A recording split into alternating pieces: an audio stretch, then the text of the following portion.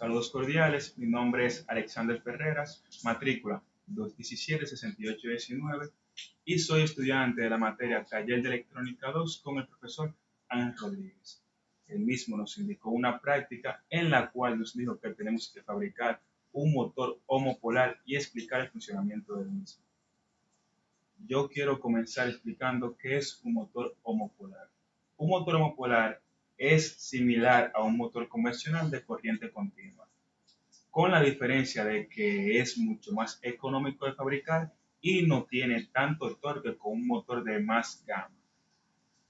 Como ya expliqué, que son similares, o sea, cumplen con los mismos principios físicos, tanto como con la ley de Lenz, como con la ley del campo electromagnético, son muy similares. Quiero explicar también qué es la ley de Lenz. Bueno, la ley de Lenz contempla que cuando una carga eléctrica pasa por un conductor y el conductor está siendo afectado por campos electromagnéticos, la misma tiende a generar una fuerza perpendicular al conductor y al campo electromagnético.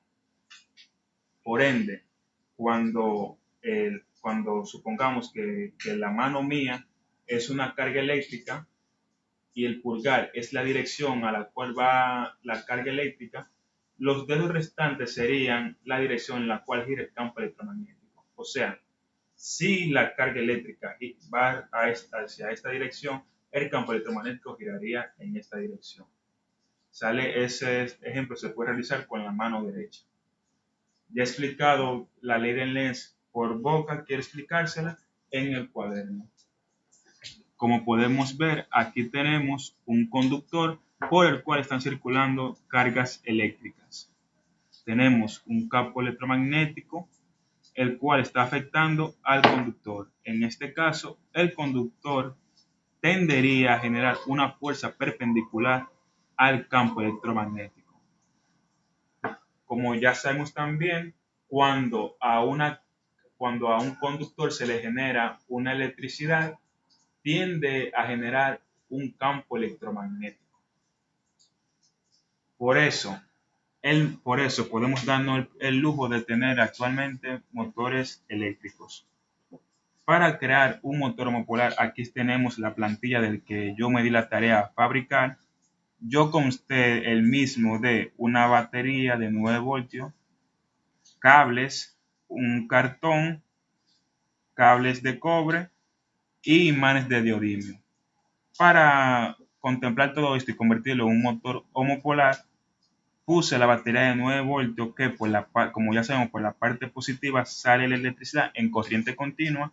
La electricidad pasaría por aquí, por este cable de cobre, y luego pasaría por este cable de cobre que en su centro tiene una bobina que yo me di la tarea de fabricar. Como ya sabemos, la bobina es alambre de cobre envuelto y por ende tiene que haber un lugar que tenga más vuelta que otro, porque por uno abre y por otro cierra. Y luego que la electricidad pasa por la bobina, sale por aquí y llega nuevamente a la fuente de nuevo. Bueno, como ya sabemos, la bobina cuando es afectada por cargas eléctricas tiende a generar un campo electromagnético, que en este caso el campo electromagnético estaría interactuando con el campo electromagnético que generan los imanes de neodimio, que por cierto son unos imanes muy poderosos. Ya como están interactuando esos dos campos electromagnéticos, en cierto punto el campo electromagnético de los imanes aleja el campo electromagnético que genera la bobina y por otro lado lo atrae, por ende la bobina va a girar y como está girando y está teniendo una continua fuente de alimentación, el giro de la bobina será continuo. Ya he explicado el funcionamiento del motor homopolar en el cuaderno, se lo quiero presentar en físico. Este es el motor homopolar que me da la tarea de realizar. Aquí tenemos el cartón, tenemos los cables, tenemos las conexiones aquí abajo, pusimos un poco de silicona caliente aquí para sellar las uniones y aquí tenemos la bobina y los imanes de neodimio. Aquí tenemos la batería que vamos a utilizar, que es una batería de 9 voltios. ¿Cómo funcionaría esto? La electricidad, como ya les expliqué, salía por la parte positiva, entraría aquí, pasaría por la bobina. Como está pasando por la bobina, generaría un campo electromagnético que tendería a interactuar con el campo que están generando actualmente los imanes de neodymio. Ahora, ya he explicado todo eso, vamos a ver cómo funciona. Conectamos la batería y vimos que esto se incitó. Mira cómo está girando el motor homopolar. Ya he explicado todo eso.